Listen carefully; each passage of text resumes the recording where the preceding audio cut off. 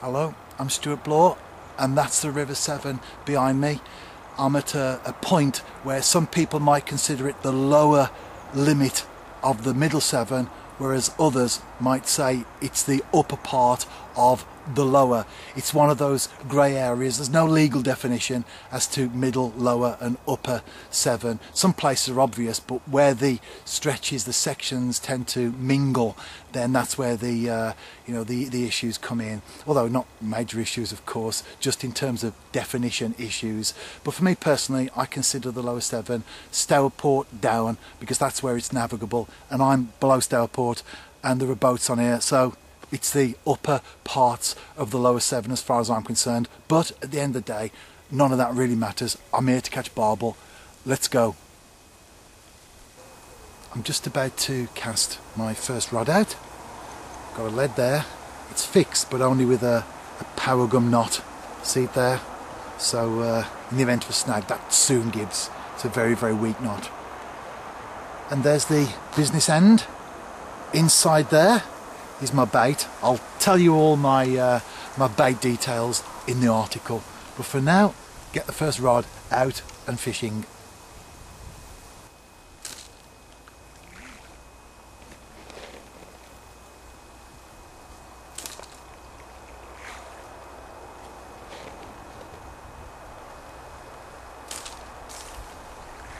I was just putting some pellets out there with my catapult. That's the downstream rod. And now I'm about to put the second one out.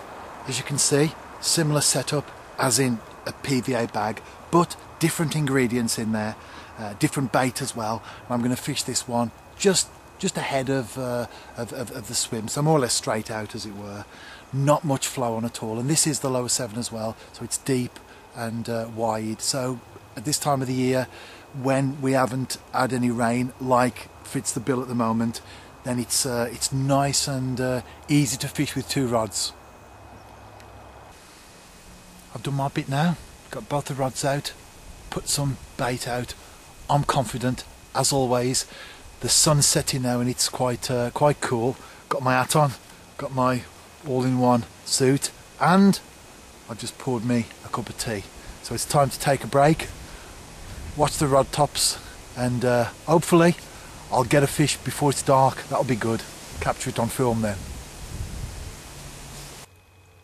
I've just realised that at the start of the video I said I was below Stourport. I'm not actually. I'm above Stourport, so I'm feeling geographically challenged at the moment. It is my first time on this particular stretch, but I wasn't thinking straight when I said that. Wasn't trying to mislead anyone, of course. But it is navigable, and ultimately, at the end of the day, above, below, navigable or not, I want to get amongst these fish. We're into dusk now. Just put the light on the camcorder because I need that extra little bit of light to capture me on film. Barbel feeding time, hopefully.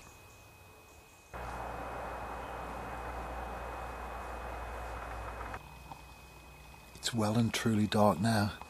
I often get asked by other anglers, and certainly by non-anglers, do I get frightened when I'm out night fishing? And I stop out through the night. Sometimes, like tonight, I'm going to fish till about midnight, which at this time of the year gives you lots of hours of night fishing, as opposed to the summer when it doesn't get dark till well after 10 o'clock. But people ask me, do I get frightened when I'm night fishing? The answer is no. I've done thousands and thousands of hours of night fishing in my life, and you get used to it. So the person who gets spooked by a sort of a rustle in the bushes or a noise from the undergrowth or whatever, after a while you just become very objective about these things, as opposed to getting spooked. You know that it's just an animal, it's just a creature, it's just something there in the bushes. You don't worry about that sort of thing. If I'm honest, I think more about my car, where I've parked my car, particularly if I've parked it somewhere that I'm not 100% happy about, and I'm a good distance from it. Then I'm more concerned about the car.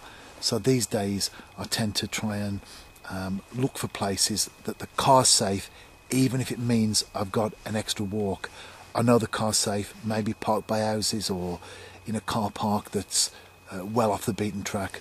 That's the important thing for me. But as for the night fishing itself, I absolutely love it. It's wonderful.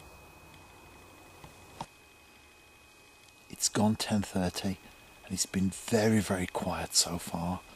I haven't even had a tap on the rod, nothing, not even a movement of any description, not even a small fish attacking the bait. This is where a lot of anglers would say the conditions were causing the problems. After all, we've had no rain at all, or very little rain to speak of, for months now, so the river's at its lowest. But I don't necessarily subscribe to that theory.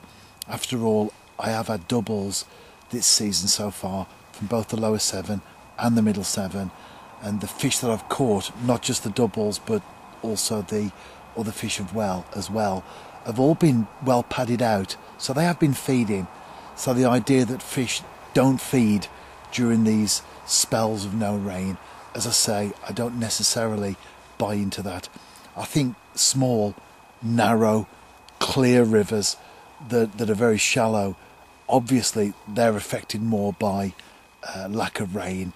But when you come to the Severn, you think of rivers like this, then they aren't automatically switched off. The fish don't automatically switch off in conditions like this. So I wish I could blame the lack of rainfall, but not really. However, I don't know what's in this swim. First time I've been down here, so that's my excuse this time. But I've still got a couple of hours left up till midnight and beyond. And as I say, hopefully I'll get that fish. Right on the stroke of midnight, the rod started to go, left-hand rod. I knew it wasn't a barbel, I could tell it was a chub. Struck into it, felt like a decent enough fish, several pounds, and maybe 3 pounds, 4 pounds, something like that.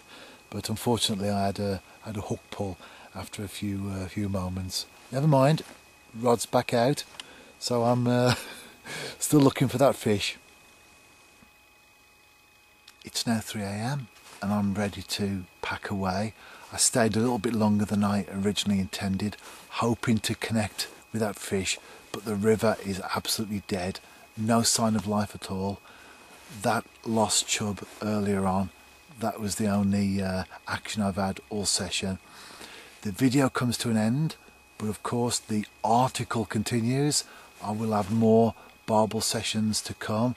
At this moment in time, even I don't know where they will be or what I will catch, of course, but I'm sure I will. Check out the article. You can see the link for that in the video description, and I'll see you soon. Tight lines.